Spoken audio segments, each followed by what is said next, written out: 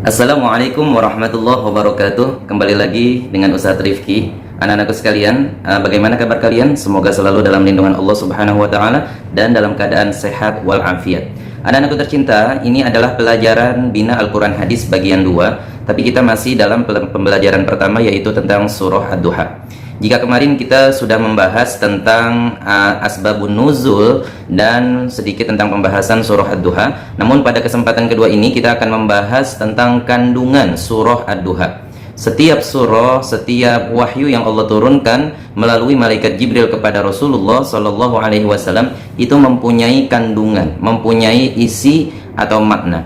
Begitupun dengan surah Ad-Duha ini. Surah Ad-Duha memiliki beberapa kandungan yang itu bisa menjadi ibrah atau pelajaran bagi kita selaku umat Islam yang menjadikan Al-Quran sebagai petunjuk untuk pedoman hidup kita. Pertama, kandungan surah Ad-Duha adalah Nabi Muhammad SAW, kemarin sudah kita bahas, sudah beberapa waktu tidak menerima wahyu dari malaikat Jibril alaihissalam. Nah, di surah Ad-Duha ini Allah menurunkan wahyu setelah beberapa lama tidak turun, dan juga Allah tegaskan bahwa Allah tidak membenci Nabi dan tidak pula meninggalkan Nabi. Itu termaktub dalam ayat ketiga dari surah Ad-Duha, yaitu ma wadda'aka rabbuka wa ma qala, Tuhanmu tidak meninggalkanmu dan juga tidak membencimu. Nabi Muhammad SAW sangat gembira dengan turunnya surah Ad-Duha ini, terutama pada ayat ma wadda'aka rabbuka wa ma qala. Nabi Muhammad bergembira sekali bahwa semua tuduhan dan kegelisahan dalam diri Nabi itu terjawab sudah, bahwa Nabi tidak dibenci oleh Allah dan juga tidak ditinggalkan oleh Allah. Maka ulama qiraah itu bersepakat bahwasanya setelah kita membaca surah Ad-Duha dan melanjutkan ke surah setelahnya, itu disunnahkan, dianjurkan untuk membaca kalimat takbir. Nah, ini sering kita dengar biasanya dengan la ilaha illallah wallahu akbar walillahil hamd, baru membaca surah setelahnya. Surah setelah Ad-Duha itu Al-Insyirah. Jadi wa amma bi ni'mati rabbika fahaddits la ilaha illallah wallahu akbar walillahil hamd bismillahirrahmanirrahim alam nashrah laka sadrak, misal seperti itu. Dan itu terus membaca kalimat la ilaha illallah wallahu akbar walillahil hamd setelah selesai surah Al-Insyirah, berlanjut ke surah setelahnya membaca itu lagi terus sampai An-Nas. Nah, itu disunahkan seperti itu. Selanjutnya, kandungan surah Ad-Duha itu Nabi diingatkan tentang masa-masa lalunya, yang juga menjadi pelajaran bahwasanya jangan sampai melupakan bahwa Tuhan atau Allah Subhanahu wa taala telah banyak membantu Nabi, telah banyak menolong Nabi di sejarah kehidupannya. Jadi itu juga Nabi diajak bernostalgia kepada Allah, oleh Allah. Contoh dalam ayat alam yajidka yatiman fa'awa, bukankah Tuhanmu mendapatimu seorang anak yatim?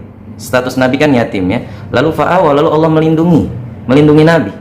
Wa wajadaka dhalam fahada, dan Nabi juga waktu sebelum diangkat menjadi Nabi dan Rasul itu dalam keadaan bingung. Lalu fahada, Allah memberikan petunjuk bahwasanya Allah lah Tuhan dan Islam sebagai agamanya, Al-Quran sebagai kitab sucinya. Jadi Nabi diingatkan kembali sejarah-sejarah tersebut. Wa wajadaka 'ailan fa'aghna, dan Nabi juga diingatkan, oh kamu ketika kamu kesusahan Allah yang mencukupimu. Begitu. Ini salah satu dari kandungan surah Ad-Duha. Selanjutnya, surah Ad-Duha ini juga mengajarkan kepada kita hidup bersosial dengan baik, yaitu dengan orang-orang yang tergolong anak yatim. Kita jangan menghardiknya. Kepada para peminta-peminta kita jangan membentaknya. Ya, itu terkandung dalam ayat fa'ammal yatima fala taqhar wa ammas sa'ila fala tanhar. Kepada orang anak yatim jangan kalian menghardiknya. Wa ammas sa'ila fala tanhar. Kepada orang yang meminta-minta janganlah kalian membentaknya. Begitu. Dan yang terakhir, kandungan surah Ad-Duha adalah bagaimana kita mensyukuri nikmat yang Allah telah berikan kepada kita. Wa amma bi ni'mati rabbika fahaddits.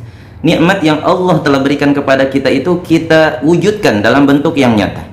Rasa syukur itu, rasa terima kasih itu kita wujudkan dalam bentuk yang nyata, yaitu kita sebut dan kita berterima kasih dengan mengucapkan hamdalah, alhamdulillahi rabbil alamin. Sedangkan nikmat Allah itu sangat banyak, termasuk keberadaan kita pada saat kali ini melakukan pembelajaran online, pelajaran jarak jauh, itu semua nikmat Allah.